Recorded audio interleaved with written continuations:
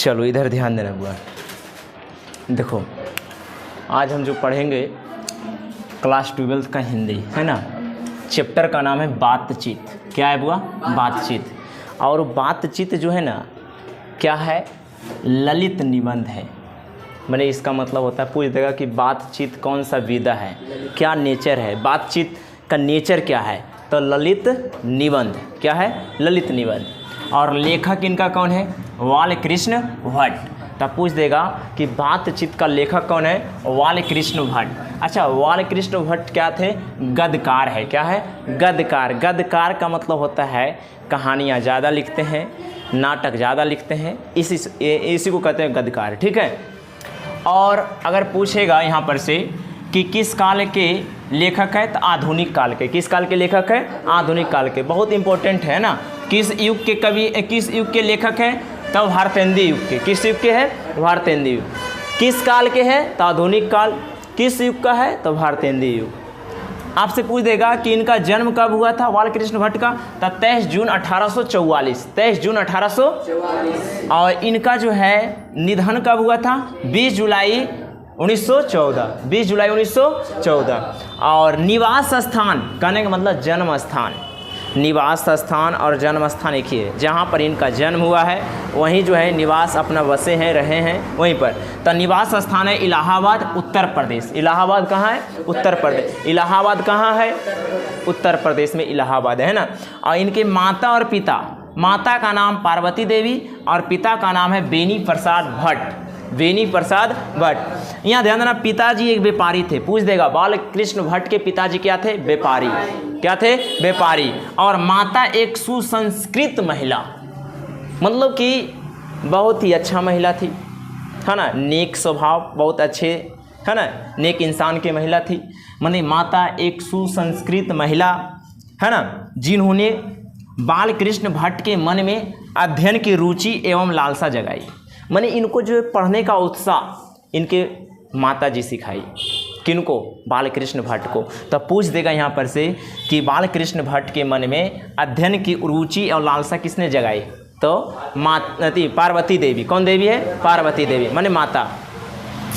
और रचनात्मक सक्रियता कहने का मतलब ध्यान देना कि 1877 में हिंदी प्रदीप नाम का मासिक पत्रिका, 1877 में हिंदी प्रदीप नाम का कौन सा पत्रिका है? मासिक पत्रिका निकालना प्रारंभ किया, मैंने शुरुआत किए। और इसे 33 वर्षों तक, कितने वर्षों तक? 33 वर्षों तक चलाए। हाँ समझे। 1877 में हिंदी प्रदीप नाम का मासिक पत्रिका निकालना प्रारंभ किए और कितने वर्षों तक चलाए थे? 33 साल तक। ध्यान देना, इनका जो है रचनाएं हैं, इनके द्वारा लिखा गया कुछ, ध्यान देना, उपन्यास है। उपन्यास देखिए क्या है? रहस्य कथा, नूतन, ब्रह्मचारी, 100 अजान एक सुजान, गुप्त बैरी, आपका रसातल यात्रा, और क्या है? उचित दक्षिणा, है ना, हमारी घड़ी, सद्भाव का अभाव। ध्यान देना, ये सब जो है आपका उपन्यास है। किनका है? बालकृष्ण भट्ट का।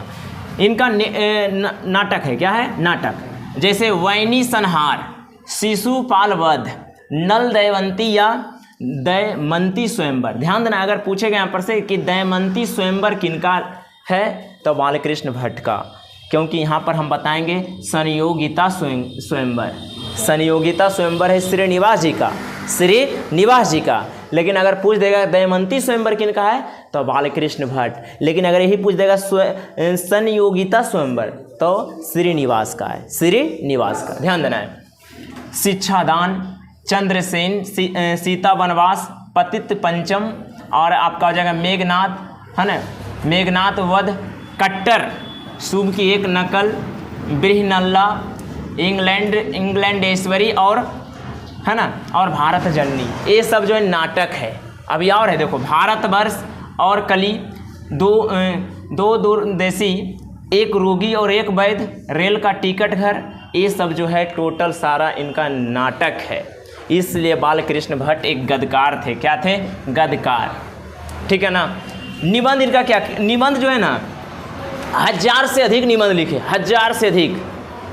लेकिन 100 इसमें से क्या है? महत्वपूर्ण है, बहुत ज़्यादा महत्वपूर्ण है 100 निबंध। ठीक है। संयोगिता स्वयंवर श्रीनिवास जी द्वारा, मैंने पूछ देगा कि संयोगिता स्वयंवर किनका रचना है, तो श्रीनिवास, श्रीनिवास। अगर यही पूछ देगा दमयंती स्वयंवर, तो बालकृष्ण भट्ट, है ना आपका। इनका कुछ साथी रहा है बचपन में। इनका कौन कौन साथी थे? भारतेंदु हरिश्चंद्र थे, आपका प्रताप नारायण मिश्र है, प्रेमघन भी इनका साथी रहे हैं, राधाचरण गोस्वामी। राधाचरण क्या है? गोस्वामी। देख लेते थोड़ा, हाँ राधाचरण क्या है? गोस्वामी, है ना, इनका साथी रहे हैं। और क्या है ध्यान देना है, देखिए आचार्य रामचंद्र, है ना, आचार्य क्या है? रामचंद्र। ध्यान देना, आचार्य रामचंद्र शुक्ल ने बालकृष्ण भट्ट की तुलना एडिसन और अस्टील से किया। माने कि बालकृष्ण भट्ट हिंदी साहित्य थे, हिंदी किताबें लिखते थे असल में, लेकिन एडिसन और अस्टील अंग्रेजी साहित्य है, ये सब अंग्रेजी माने कि इंग्लिश में लिखते थे। तो इसका जो तुलना समझ सकता है कि बालकृष्ण भट्ट की तुलना किससे किया गया? एडिसन और अस्टील से। पूछेगा कि बालकृष्ण भट्ट का तुलना किससे किया गया? एडिसन और अस्टील से। किसने किया? आचार्य रामचंद्र शुक्ल, आचार्य रामचंद्र शुक्ल, आचार्य रामचंद्र शुक्ल जी ने बालकृष्ण भट्ट की तुलना एडिसन और अस्टील से किया। कोई दिक्कत है? इसको स्टॉप करो तो चलिए इधर ध्यान दीजिएगा, है ना। देखिए हम पढ़ रहे थे बातचीत, जिनका लेखक है बालकृष्ण भट्ट। बातचीत जो है एक ललित निबंध है, ठीक है ना। यहाँ ध्यान देना है, देखिए वाक शक्ति के फायदा। वाक शक्ति मतलब होता है बोलने की शक्ति, बोलने की शक्ति, बोलने की क्षमता। अगर आपके पास बोलने की क्षमता है ना, तब आपके पास क्या फ़ायदा रहता है? स्पीच वक्तृता मतलब कहीं पर भाषण देते, क्या कहीं पर क्या देते? भाषण देते। स्पीच मतलब होता है भाषण, वक्तृता मतलब होता है भाषण देना, है ना, बोलना। और बातचीत, और बातचीत भी करना। अगर आपके पास है ना बोलने की शक्ति है तो आपको क्या फ़ायदा होता? स्पीच वक्तृता, भाषण देते या कहीं पर क्या करते? बातचीत करते। अगर कहा जाता है ना कि अगर वाक शक्ति नहीं होता तब क्या करते? तो हम सब क्या चुपचाप कोने में जाकर बैठल रहते, क्या किसी से कोई कुछ बोलते? नहीं बोलते, क्योंकि बोलने का, जैसे मान के चलिए आज हमको बोलने के लिए नहीं आता तो हम पढ़ा पाते? नहीं पढ़ा पाते। तो इसी तरीक़ा से कि अगर आपके पास वाक शक्ति, अगर बोलने की शक्ति है तो आपको क्या फ़ायदा है कि स्पीच वक्तृता माने भाषण देना कहीं पर या बातचीत करना किसी से, ये फायदा होता। और क्या कर रहा है? बातचीत से, अगर बातचीत करने से क्या होगा? चित्त हल्का, माने दिल जो है हल्का हो जाता है ना। बातचीत करने से हल्का हो जाता है और स्वच्छ हो जाता है। अगर मान के चलिए कुछ ऐसा चीज़ देख लिया, तुम देखा, अब पक्का दोस्त बोलेगा देखा लियो और समझ नहीं, जरूर बताएगा कि नहीं, उससे एकदम दिल हल्का हो जाता है। और जब तक नहीं बोलेगा, जब तक एकदम लगेगा बहुत भारी नहीं है, होता है कि नहीं। तो कहता है ना बातचीत से चित्त हल्का होता है, दिल एकदम हल्का हो जाता है और एकदम स्वच्छ हो जाता है, एकदम साफ हो जाता है, लगता है हाँ बहुत हलो, है ना। किसी का अगर मान के चलिए गांव ग्राम में देखते हैं, अगर जैसे नहीं होता है लड़ाई झगड़ा होता है उसमें, तो देखते करते हैं गाली गलौज ये सब, तो पुराने बात को लाएगा और फिर बोलने लगेगा, एकदम पूरा एकदम लड़ने लगेगा। तो उसमें क्या होता है? अगर बोल देगा फिर लगेगा कि हाँ अब ठीक के लिए बोला लियो, होता है कि नहीं। ध्यान देना है, रॉबिन्सन क्रूसो ने 16 वर्षों तक मनुष्य का मुख नहीं देखा था। पूछेगा कि बताइए कौन जो 16 साल तक मुख नहीं देखा था? वो रॉबिन्सन क्रूसो। इसको जंगल में छोड़ दिया था जाके, तो ये किसी का मुख नहीं देखा था। तो इसको बोलने का, इसको जैसे इसको कैसे बोल पाएगा किसी से? अगर मान के चलिए कि छोड़ देगा किसी को जंगल में, तो आप किसी से बोलिएगा? शेर चीता से बोलिएगा जाके नहीं ना, आप किसी से नहीं बोलिएगा। तो रॉबिन्सन क्रूसो ने 16 वर्षों तक मनुष्य का मुख नहीं देखा था। ध्यान देना है, ऑब्जेक्टिव में आएगा कि किसने जो 16 वर्षों तक मुख नहीं देखा था? Robinson Crusoe. 16 वर्षों के बाद फ्राइडे के मुख से एक आवाज़ सुनी थी, फ्राइडे। तब पूछेगा कि बताइए रॉबिन्सन क्रूसो ने 16 वर्षों के बाद किससे आवाज़ सुनी थी? किसके मुख से? फ्राइडे के मुख से। किसके मुख से? फ्राइडे के मुख से। एक आता है बेन जॉनसन। कौन जॉनसन हुआ? बेन जॉनसन के अनुसार बोलने से मनुष्य के रूप का साक्षात्कार होता है। कहने का मतलब जैसे देखिए बोली से भी पता चलता है कि किस तरह का ये इंसान है, होता है कि नहीं, बोली से भी पता चल जाता है। तो यही बोल रहा है कि बेन जॉनसन के अनुसार, बेन जॉनसन का कहना है कि अगर बोलने से मनुष्य के रूप का साक्षात्कार पता चलता है कि किस तरह का इसका नेचर है, किस तरह का बिहेवियर है, तब बोलने से पता चलता है। ऐसे में किसका कहना था? बेन जॉनसन का। एडिसन के अनुसार, एडिसन का कहना था कि असल बातचीत, असली में बातचीत है ना, सिर्फ दो व्यक्तियों के बीच होता है। अगर मान के चलिए दो को मिलकर बात कर रहा है, तीसरा जाओ चुपचाप हो जाएगा, दोनों कहेगा सुन लेते ही बतिया, होता है कि नहीं। दो को सही में असली बातचीत दो ही को के बीच होता है, तीसरा आया तो तुम दोनों को डर लगेगा, कहीं वो तो बोलते तो नहीं देता। लेकिन अब तुम दोनों बात करेगा नहीं तो क्या होगा? देखिए हम तुमको बताएं, ये बात तो नहीं फैलेगा। अगर ये बतिया फैल गया तो हम तो बोलेंगे देखो यही बोल दिया है, बोलेंगे नहीं। अगर तीन को आ जाएगा, दो को बात कर रहा, तीसरा आ गया तो अब तो डर लगेगा ये बोलता कि ये बोलता, पता नहीं चलेगा, होता है कि नहीं। तो असली में बातचीत सिर्फ कितने व्यक्ति के बीच होता है? दो व्यक्ति के बीच। पूछेगा ऑब्जेक्टिव कि असल बातचीत कितने व्यक्तियों के बीच होता है? तो दो व्यक्ति के बीच। किसके अनुसार? एडिसन के अनुसार। एडिसन के अनुसार, एडिसन का कहना था कि असली में अगर बातचीत करना है तो दो ही व्यक्ति के बीच होगा। ऐसे में हाँ, जब दो हम सहेलियां माने दो लड़की अगर बातचीत करेगी ऐसे में, तब बातचीत का रस है ना, समुद्र मानो मोड़ चला आता है, माने कि उसका बात ही खत्म नहीं होगा। अगर दो लड़की या दो औरत अगर बैठ जाएगी ना बात करने, एकदम 4 घंटा बिता देगी एकदम बैठ के, बोलते सब एकदम बोलती रहेगी। एक बात बोलना स्टार्ट किया, अगर जा रहा है मान के चलिए कहीं काम से जा रही है, अगर सुन लिया बोलते, वो आके साइड में बैठेगा और पता चला कोई काम से जा रहा है, वो काम भी खत्म, आधे घंटा से गलबात कर रहा है वजह पर, होता है कि नहीं। तो दो सहेलियां जब बात करेगी ना तो समुद्र मानो तो मोड़ चला आता है। जैसे कि समुद्र से अगर एक गिलास पानी निकालते तो पता चलेगा नहीं, लगेगा उसी तरह से बात कर रहा है तो कर रहा है, बात खत्म ही नहीं होगा इसका बात। समझ में?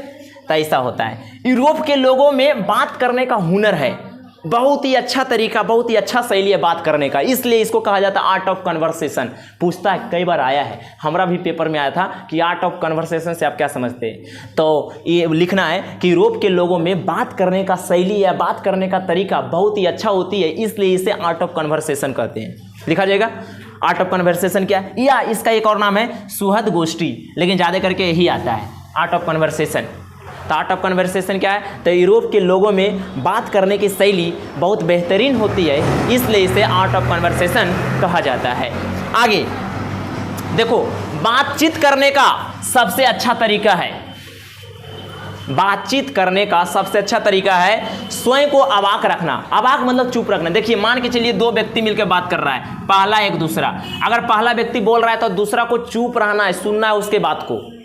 ये नहीं कि अगर देखिए कभी कभी ऐसे क्या होता है ना कि पहला बात कर रहा है, आइयो बोल रहा है तो कोई सुन रहा है नहीं, इसलिए ये बोल रहा है तो दूसरा को चुपचाप रहना, अवाक रहना है, एकदम शांति रखना है, क्योंकि इसका बात को सुनना है, उसके बाद जवाब देना है।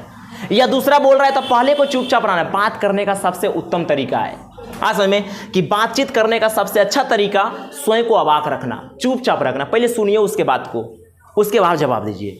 असल में उसके बाद देखिए चंदू खाने क्या है, अफीम खाने वाले लोगों के स्थान। अफीम मतलब एक नशीला पदार्थ होता है, नशीला है ना, नहीं कहता देखिए वो अड्डा हो जाए, सिर्फ गांजा गुटखा बीड़ी सिगरेट दारू सब वजह पर चलो है, उस जगह पर होता है कि नहीं। तो एक चंदू खाने है, एक जगह है ना, अफीम खाने वाले लोगों के स्थान है, ये सुरक्षित स्थान है। अफीम खाने वाला, अफीम मतलब होता है एक नशीला पदार्थ, एक नशीला पदार्थ जिसको पीने या खाने से नशा आ जाता है। असल में एक आता है चमनिस्तान। चमनिस्तान का अर्थ क्या होता है? हरे भरे बागों का इलाका, हरे भरे बागों का इलाका, इसको बोलते हैं चमनिस्तान, है ना। रघुवीर सहाय ने कहा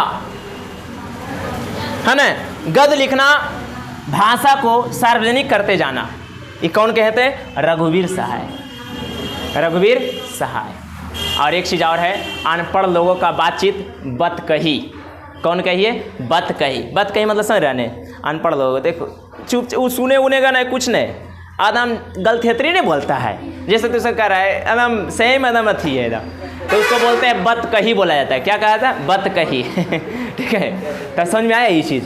तो आर्ट ऑफ कन्वर्सेशन यहाँ से मेन चीज़ है, 2 नंबर में आएगा। आर्ट ऑफ कन्वर्सेशन क्या है? तो यूरोप के लोगों में एक अच्छे तरीके से बात करने की शैली है, इसलिए इसे आर्ट ऑफ कन्वर्सेशन कहते हैं। एडिसन का कहना है कि असली में बातचीत 2 व्यक्ति के बीच होता है। बेन जॉनसन का क्या कहना है ना? तो बेन जॉनसन के अनुसार जो है बोलने से ही मनुष्य का साक्षात्कार पता चलता है ना, किस तरह का मनुष्य है बताइए। और रॉबिन्सन क्रूसो ने 16 वर्षों तक किसी का मुख नहीं देखा था, और 16 वर्षों के बाद जब देखा तो एक आवाज़ सुना था। किसका आवाज़ सुना था? तो फ्राइडे का।